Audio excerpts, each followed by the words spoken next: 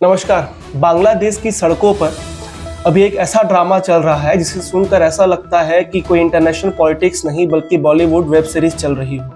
और इस web series के सबसे ताज़ा एपिसोड में राहुल कबीर, जो बांग्लादेश नेशनलिस्ट पार्टी के नेता हैं, उनके एक बयान काफ़ी चर्चा पे है। उस बयान को सुनकर भारत समेत बाकी देशों के भी कान खड़े हो गए। असल में हुआ यह है कि बांग्लादेश की राजधानी ढाका में बांग्लादेश नेशनलिस्ट पार्टी BNP ने रविवार को इंडियन हाई कमीशन के सामने भारत के विरोध में लॉन्ग मार्च निकाला। हालांकि पुलिस ने इस मार्च को बीच में ही रोक दिया।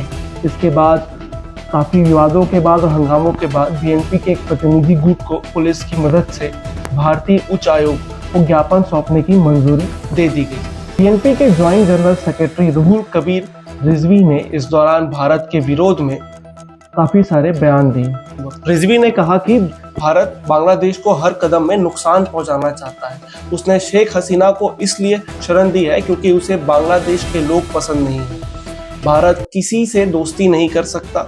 उन्होंने कहा कि अगर भारत चटगांव मांगता है तो हम भारत से बंगाल, बिहार और उड़ीसा वापस ले लेंगे। इस बयान को सुनने के बाद भारत समेत बाकी देशों के भी कान खड़े हो गए।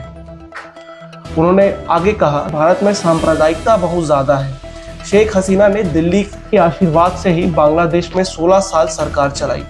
भाई साहब, आपको हम बताना चाहते हैं कि भारत ने तो 1971 में ही बांग्लादेश को आज़ादी दिलाकर अपनी दोस्ती दिखा दी। BNP के ज्वाइंट जनरल सेक्रेटरी के इस बयान का असर भारत में भी हुआ। उस बयान का जवाब देते हुए बंगाल की मुख्यमंत्री ममता बनर्जी ने कहा कि अगर आप हमारी ज़मीन पर कब्जा करने की कोशिश करेंगे तो आपको क्या लगता है कि हम लॉलीपॉप खाते आपका इंतज़ार करते रहेंगे।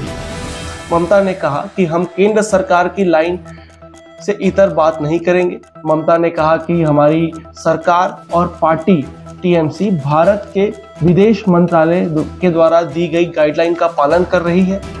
हमारे देश के विदेश सचिव बातचीत के लिए बांग्लादेश में हैं, इसलिए हमें उतना ही कहना चाहिए जितना उचित है।